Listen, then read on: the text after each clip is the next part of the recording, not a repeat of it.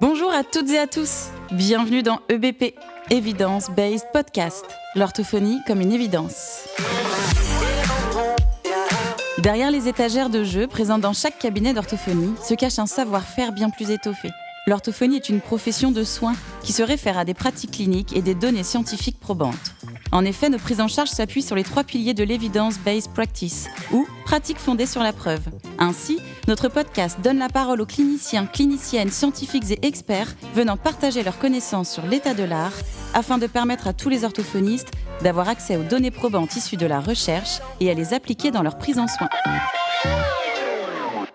Bonjour à tous et merci d'être là. Bonjour Gilles. Bonjour Audrey. Dans ce premier épisode, nous aborderons la question du diagnostic et nous nous intéresserons plus précisément aux critères diagnostiques du DSM-5 et de la CIM-11. Gilles va vous faire une introduction à ces recommandations. Et dans un second temps, nous donnerons la parole à notre invité du jour, le professeur Hugo Père, psychiatre de l'enfant et de l'adolescent, professeur universitaire et praticien hospitalier à l'hôpital Robert Debré, dans le service de psychiatrie.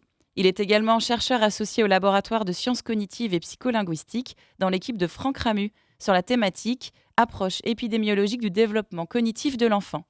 Gilles, c'est à toi, je te laisse la parole. Merci Audrey. Alors, qu'est-ce que sont les recommandations de bonne pratique d'évaluation, de prévention et de remédiation des troubles du langage écrit chez l'enfant et l'adulte ? En fait, il y a 2 ans, sous la responsabilité du Collège français d'orthophonie, les membres du groupe de pilotage et du groupe des experts de ces recommandations sont rencontrés.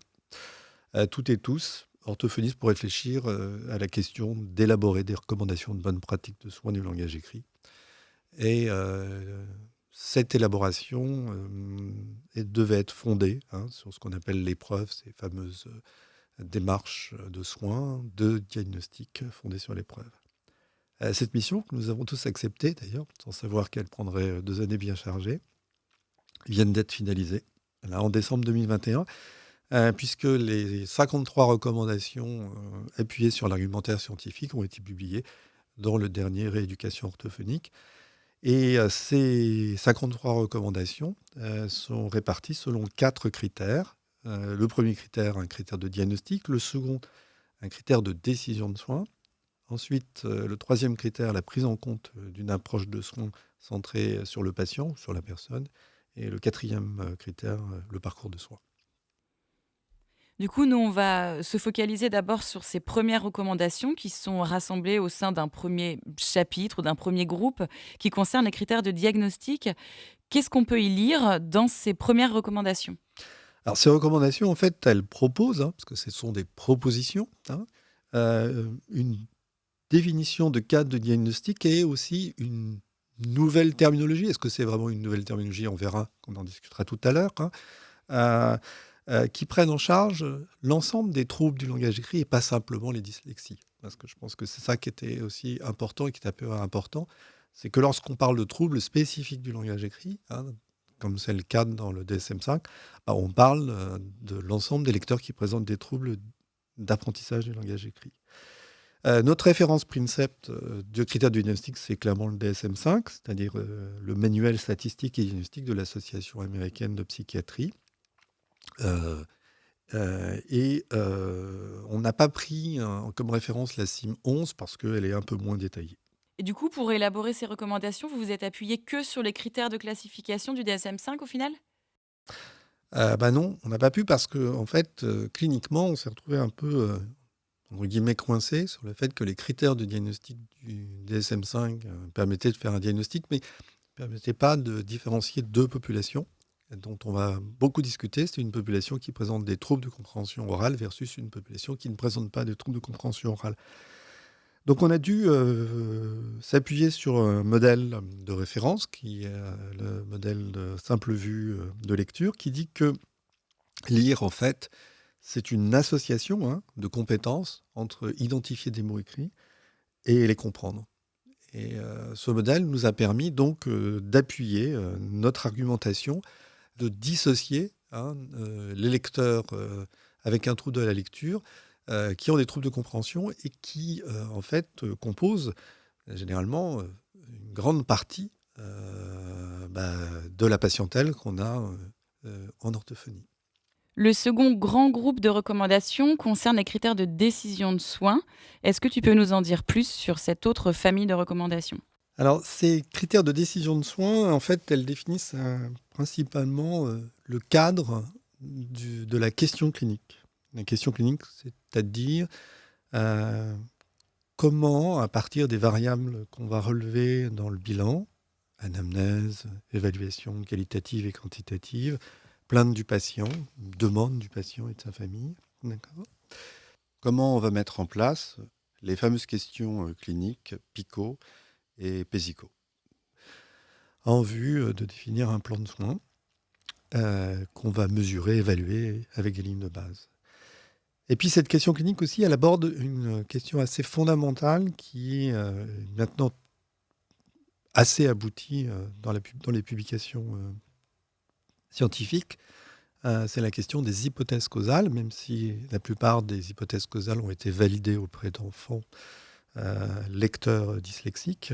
On sait aujourd'hui qu'il y a des hypothèses explicatives, phonologiques au pluriel, visuo-attentionnelles au pluriel et intermodalitaires au singulier, qui permettent d'expliquer la cause du trouble d'identification, ce qui amène donc directement à pouvoir faire une proposition dans le cadre de ces critères de décision de soins, une proposition qui reste bien sûr, encore une fois de plus, je me répète, une proposition sur le mode d'intervention qu'on va avoir. C'est-à-dire, est-ce qu'aujourd'hui, les modes d'intervention de remédiation sont des modes d'intervention curatifs, c'est-à-dire cibler la cause du déficit, ici phonologique, visuo-attentionnel par exemple, ou un mode d'intervention de compensation, si on devait simplifier, chercher à s'appuyer sur les compétences cognitives du patient.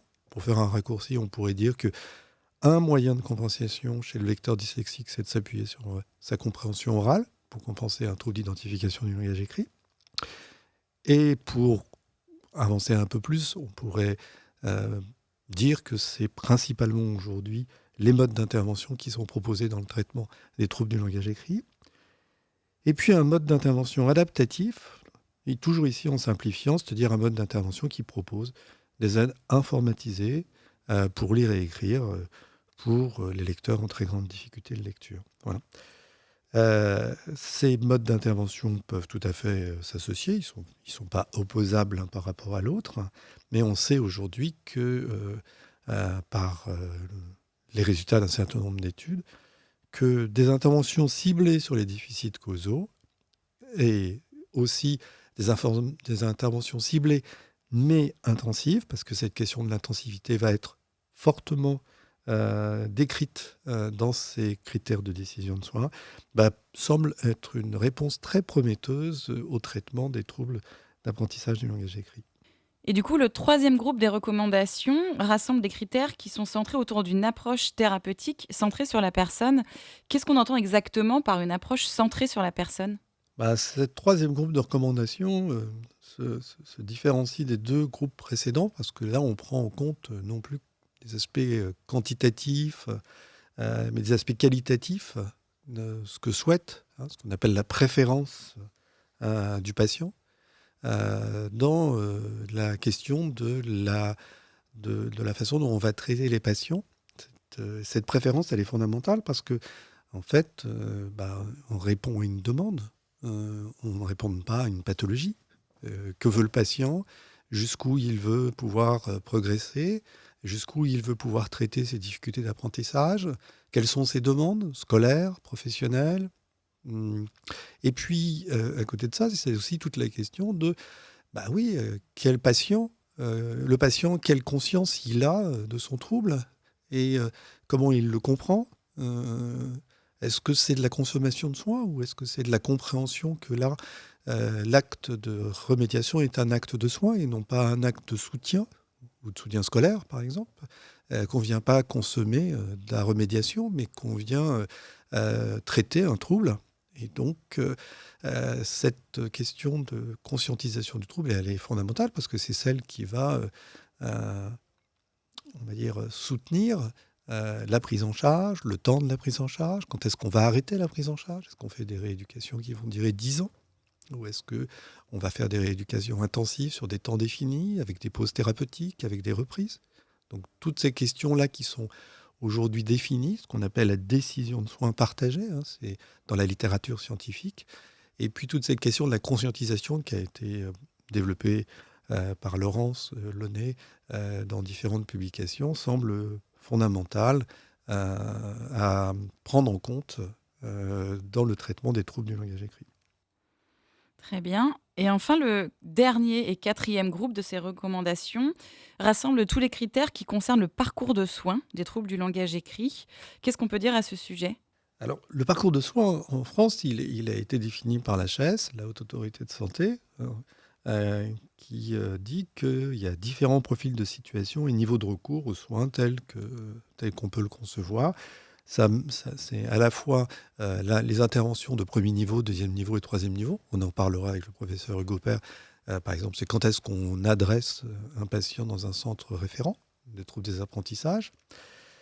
Mais c'est également, et ça c'est beaucoup plus polémique, hein, c'est toute la question dans le parcours de soins de quelle relation les professionnels de santé, et les orthophonistes entre autres, doivent avoir avec l'école, particulièrement dans une réponse de première intention ou dans des suivis, dans la mise en place euh, de, de dispositifs tels que les PAP, les PPS.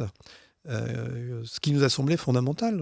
On ne peut pas traiter un patient comme ça, de façon isolée. Ce patient, il s'inscrit on l'a dit tout à l'heure, dans sa décision de soins, ce qu'il a envie de faire, sa préférence, mais aussi dans sa vie de tous les jours, et les enfants particulièrement dans leur vie scolaire. Et du coup, Gilles, est-ce que tu as une idée de la date de sortie de ces recommandations? Et est-ce que tu peux nous préciser sur quel support elles se sont basées pour être élaborées? Alors, comme je l'ai dit précédemment, ces recommandations ont été publiées hein, dans le dernier rééducation orthophonique, les 53 recommandations. Et ces 53 recommandations, elles s'appuient sur un argumentaire scientifique qui, lui, est assez conséquent, un peu plus de 200 pages, euh, qui va reprendre l'ensemble de la littérature et des données probantes sur lesquelles sont fondées ces 53 recommandations.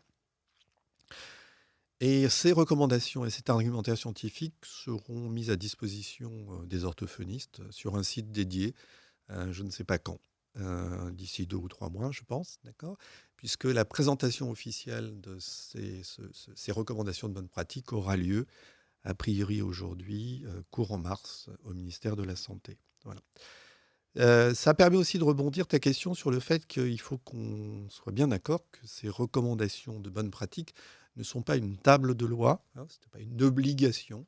Euh, il n'est pas dit qu'il faut faire ce qui est écrit dans ces recommandations. C'est bien pour ça d'ailleurs qu'elles ont été construites et que le comité de pilotage, qui est à l'origine du travail préparatoire de ces recommandations de bonne pratique, les a élaborées en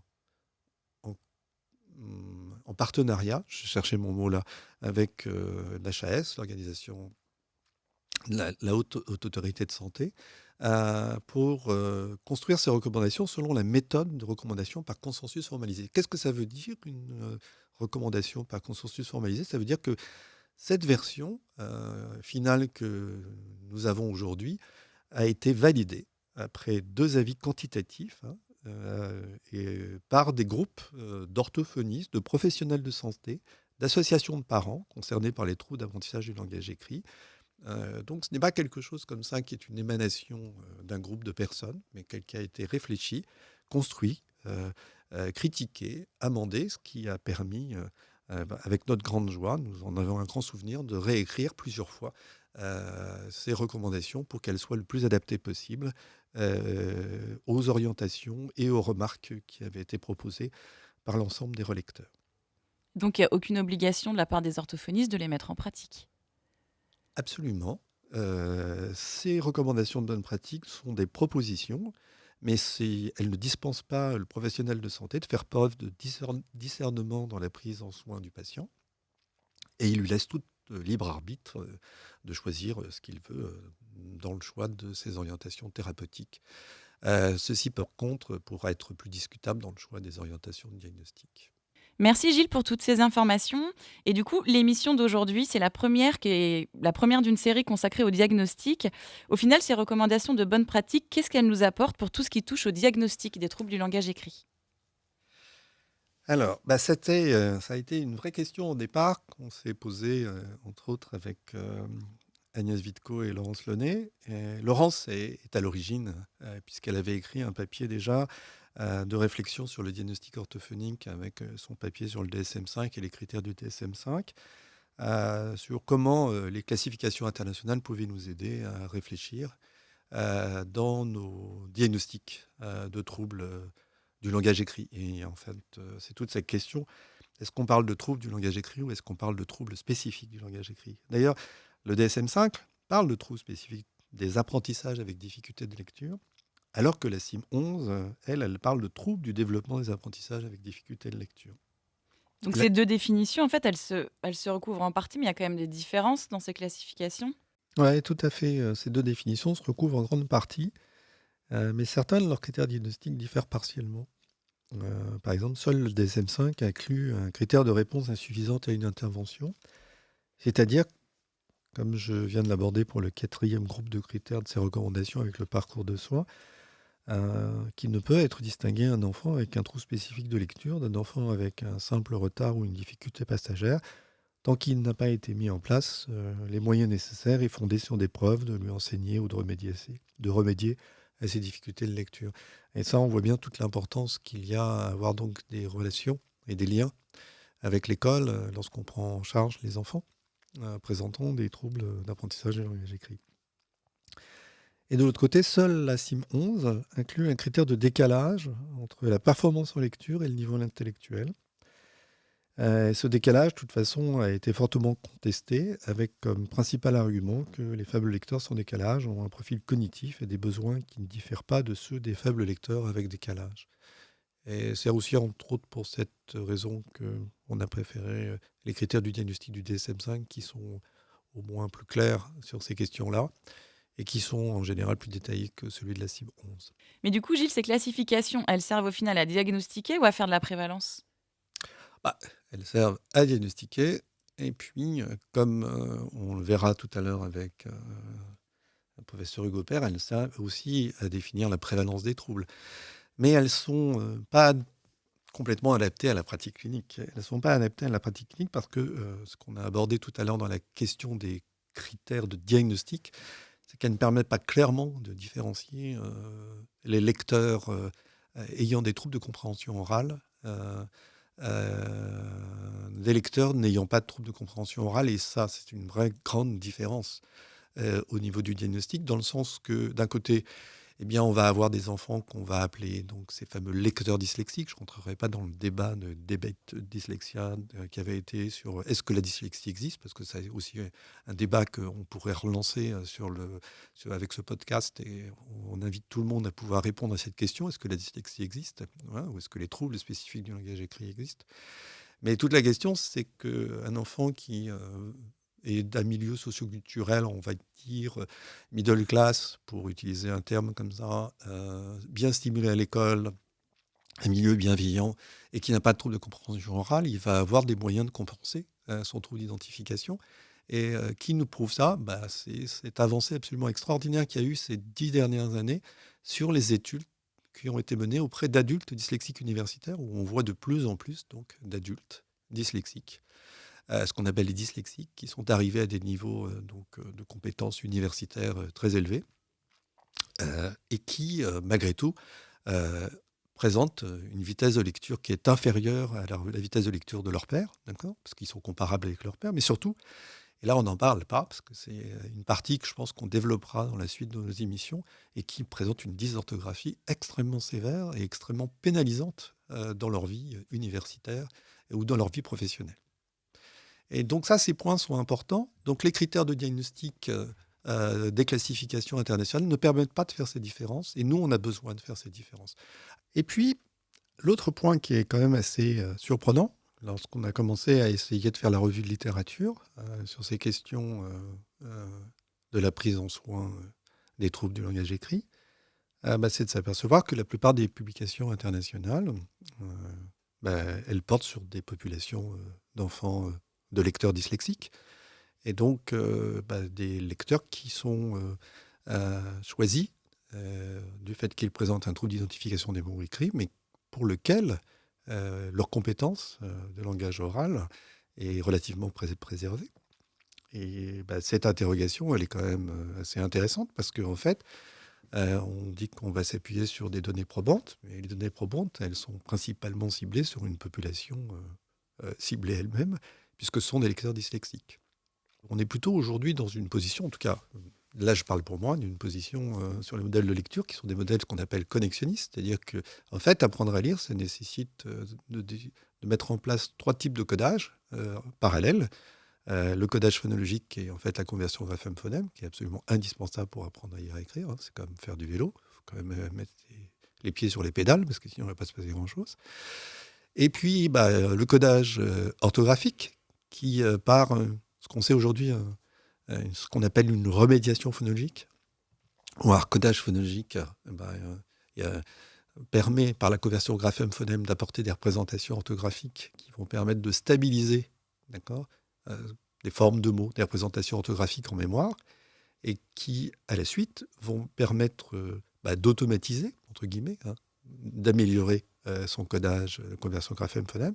Et puis le troisième point, qui est le codage sémantique, on n'arrête pas d'en parler depuis tout à l'heure, sur le lien avec le langage écrit et le langage oral. Et les données actuelles en neuroimagerie semblent assez claires. On ne peut pas développer de représentation orthographique stable si on n'a pas un codage sémantique qui est opérationnel. Ça, c'est pas inintéressant. Donc, pour conclure,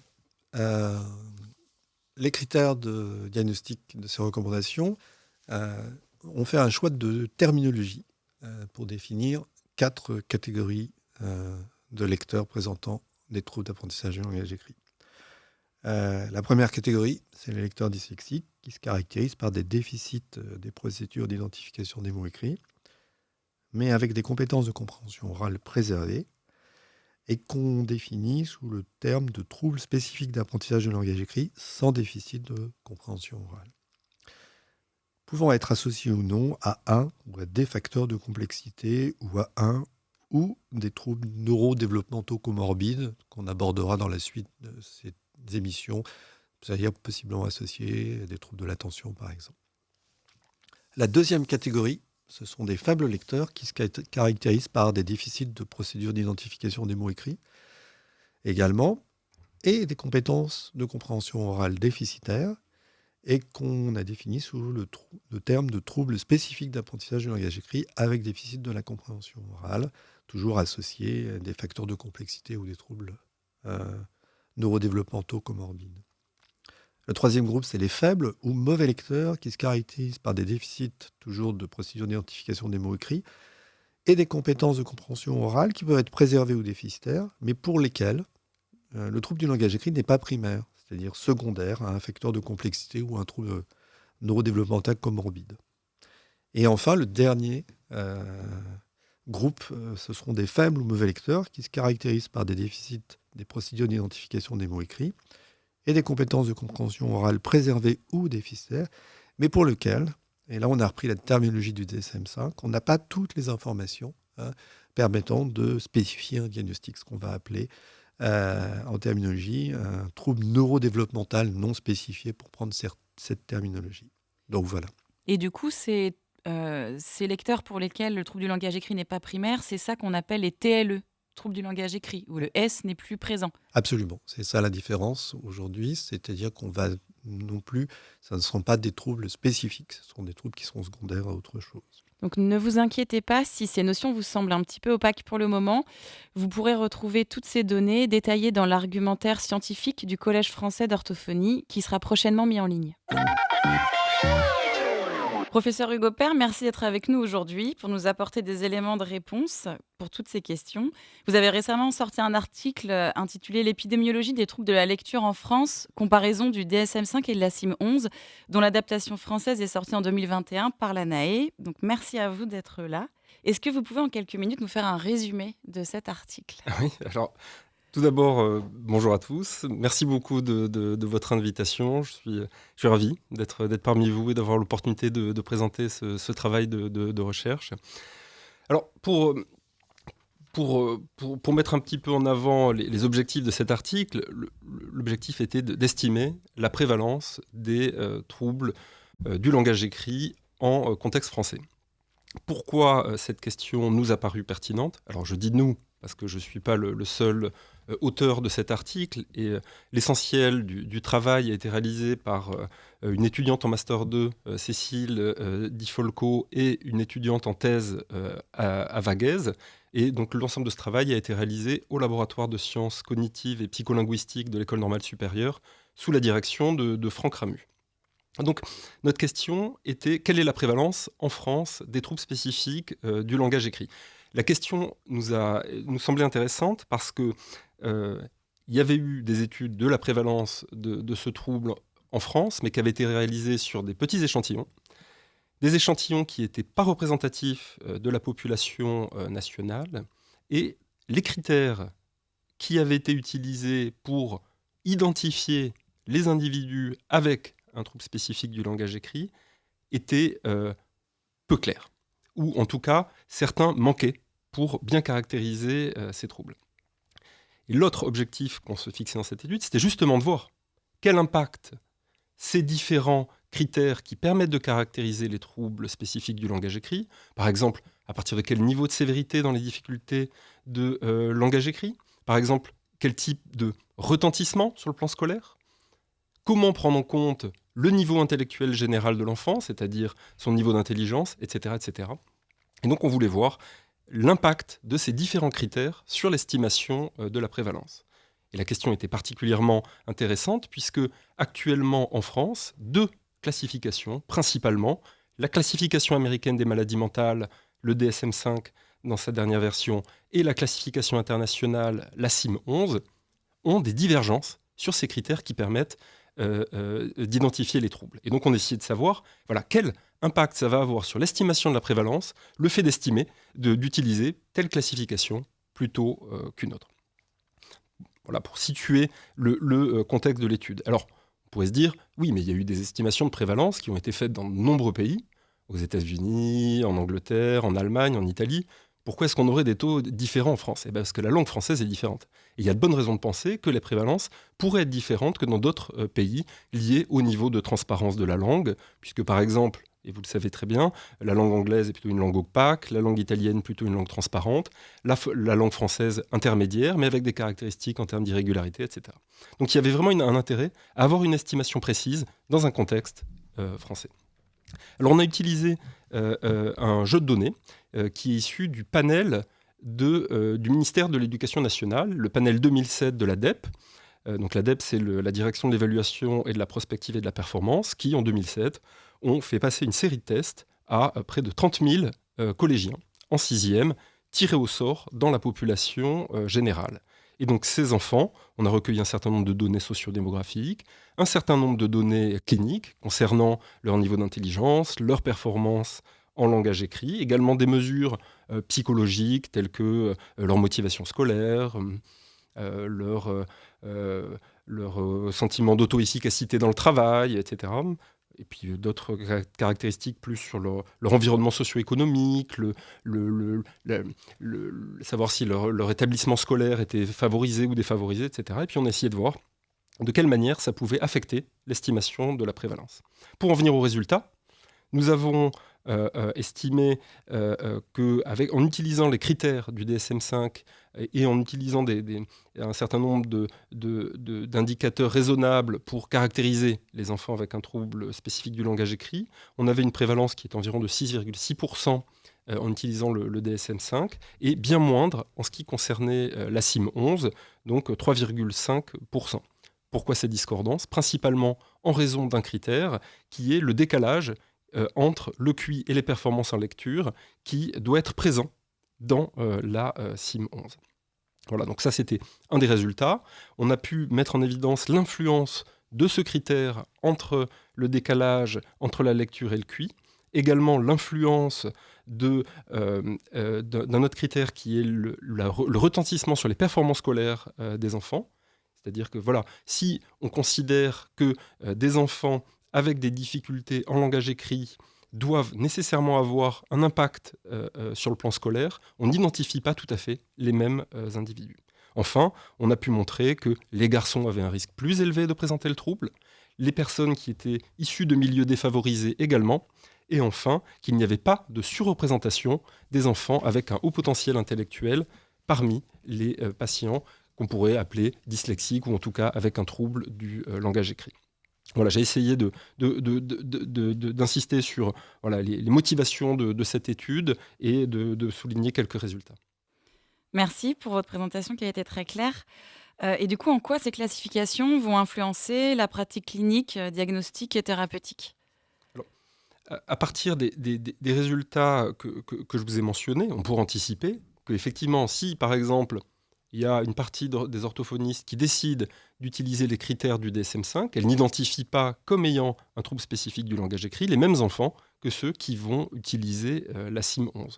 Donc, uniquement à partir de ces critères diagnostiques, on pourrait imaginer des discordances sur le plan du diagnostic. Et on peut tout à fait imaginer le type de retentissement que ça pourrait avoir dans des parcours de patients, par exemple. Si, par exemple, une famille présente un enfant à un orthophoniste qui reçoit un diagnostic et puis qui va voir une autre orthophoniste qui donne un autre diagnostic, voilà, on peut se retrouver dans des difficultés sur certains parcours de soins. Mais il est clair qu'il y a plein d'autres facteurs qui interviennent dans l'hétérogénéité, en tout cas en France, de la manière de poser des diagnostics. À la fin du papier que vous avez publié dans l'ANAE, vous dites quand même qu'il y a un certain nombre de limites dans votre étude. Et parmi la première limite, c'est d'avoir utilisé quand même des mesures de lecture, compréhension et pas de lecture, fluence, précision. Effectivement. Tout à fait. C'est vrai que la mesure des performances en langage écrit qui a été utilisée dans cette étude est un test de compréhension en lecture. Les enfants, donc en 6e, devaient lire 3 petits textes et ils répondaient à un certain nombre de questions de compréhension en ce qui concerne le texte. Alors, bien sûr, ce test ne permet pas uniquement de mesurer les difficultés d'identification des mots écrits. On peut même imaginer qu'il y ait des enfants qui échouent à ce test en raison de difficultés de compréhension orale et sans difficulté d'identification des mots écrits. Donc vous avez tout à fait raison de pointer cette limite. Et si je peux en ajouter certaines, nous n'avons pas pu opérationnaliser l'ensemble des critères qui sont utilisés dans les classifications. Par exemple, les classifications mentionnent que des enfants avec un trouble spécifique du langage écrit ne doivent pas avoir un certain type de handicap sensoriel, de handicap neurologique, ne doivent pas avoir de carence dans l'accès à l'éducation, etc. Et ça, c'est encore des critères qu'on n'a pas pu opérationnaliser. On a essayé de faire au mieux avec une des bases de données existantes qui nous semblait la plus riche pour répondre à cette question.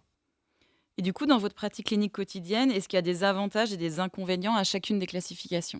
Ma pratique clinique est quand même assez éloignée de questions comme celle de la prévalence du trouble.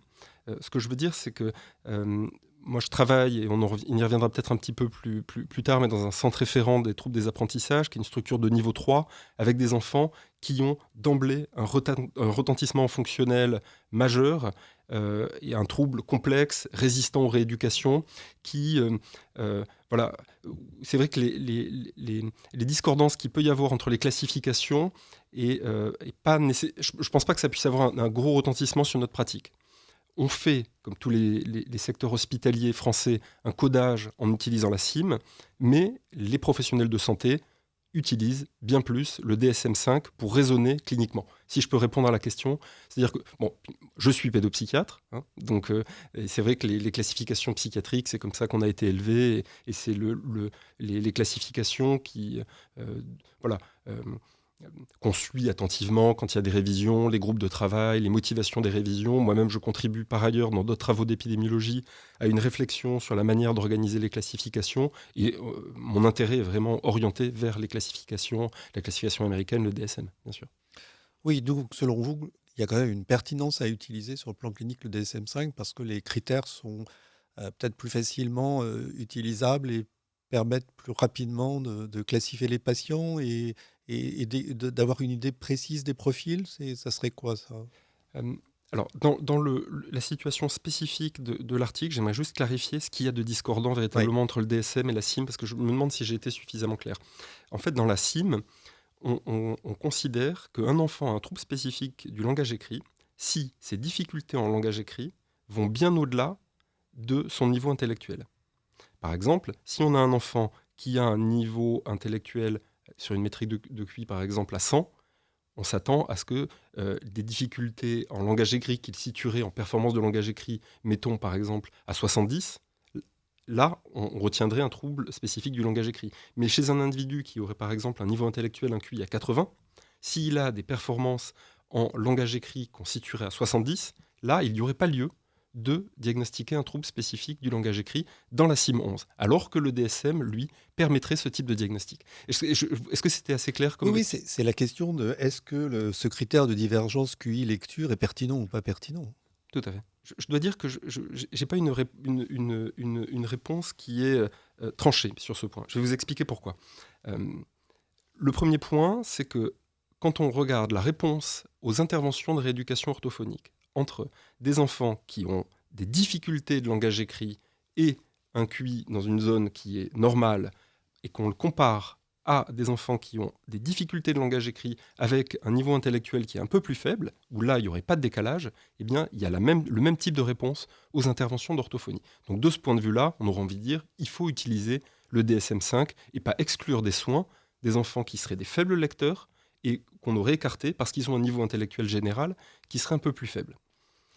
Après, le cœur du raisonnement clinique dans les troubles complexes des apprentissages, c'est-à-dire là je parle d'enfants qui ont des difficultés dans de multiples domaines cognitifs avec des comorbidités, c'est bien le raisonnement par spécificité, c'est-à-dire sachant que cet enfant a tel niveau intellectuel, a tel type de difficulté, par exemple sur le plan attentionnel, tel type de difficulté sur le plan des coordinations motrices, est-ce que ces difficultés dans l'apprentissage du langage écrit vont au-delà de ce qui serait attendu par rapport à les difficultés qu'on a mentionnées, ou est-ce qu'elles sont expliquées par ces difficultés-là? Et quand on fait ce type de raisonnement, en fait, on se retrouve bien plus dans le type de raisonnement qui est attendu par la CIM 11. C'est-à-dire, est-ce que les difficultés dans un domaine cognitif sont expliquées par des difficultés dans un autre domaine cognitif?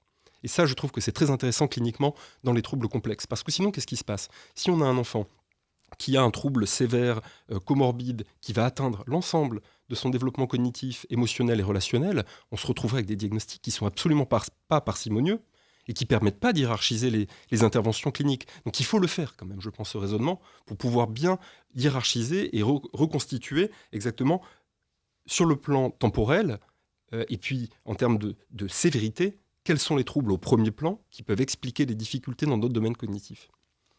Oui, ça recoupe cette question qu'on avait proposée dans le cadre des recommandations de dissocier, en tout cas de réfléchir sur de dissocier les lecteurs qui ont des troubles de compréhension orale avec troubles d'identification des lecteurs qui n'auront pas de troubles de compréhension orale, parce que c'est toute cette question qui est aujourd'hui dans la prise en charge. Parce que selon moi, un dyslexique, c'est quelqu'un qui a un trouble d'identification du langage écrit sans trouble de compréhension orale.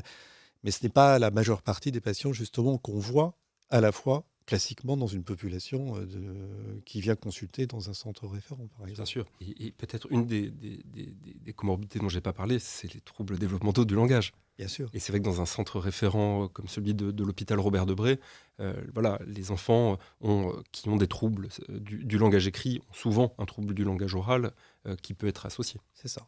Donc là, on parlerait de diagnostic différentiel? Voilà, la question sur le plan médical elle se formule en termes de diagnostic différentiel ou diagnostic de comorbidité. Est-ce que les difficultés de langage écrit sont expliquées par le trouble du langage ou est-ce qu'il y a lieu de parler de deux troubles associés? Du coup, professeur Hugo Père, est-ce que vous auriez quelques mots pour conclure cet échange?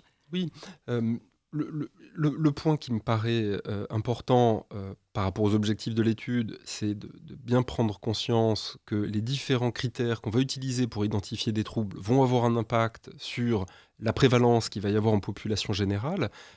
Ça permet aussi de pouvoir anticiper les besoins qu'il va y avoir en termes d'accès aux soins pour les enfants, parce qu'on se retrouve quand même avec une part très importante de la population, près de 7%, qui vont avoir des besoins possiblement sur le plan scolaire ou sur le plan rééducatif.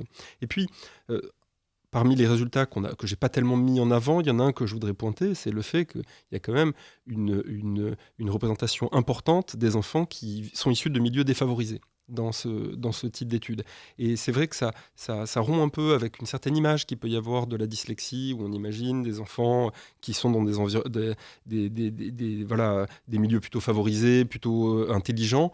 Il faut quand même avoir cet intérêt et cette disponibilité pour les enfants qui viennent de milieux défavorisés et qui peuvent avoir des troubles spécifiques dans les apprentissages et faire en sorte qu'ils puissent avoir un accès à des soins de qualité. Voilà la manière dont je voulais conclure cette intervention. Je vous remercie. Merci beaucoup pour cet éclairage et pour toutes ces réponses et ces questions parfois qui sont suscitées encore. Merci à vous. Merci beaucoup.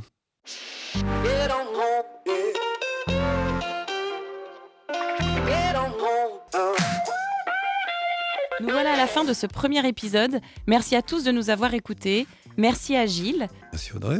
Et merci au professeur Hugo Père. Retrouvez-nous dans un prochain épisode consacré également aux critères de décision de soins. Nous serons en compagnie de notre invité, Monsieur Michel Habib, neurologue et praticien hospitalier au centre référent du CHU de la Timone. Nous aborderons avec lui la question des hypothèses causales des troubles de la lecture. N'hésitez pas à réagir à notre podcast et à nous poser toutes vos questions.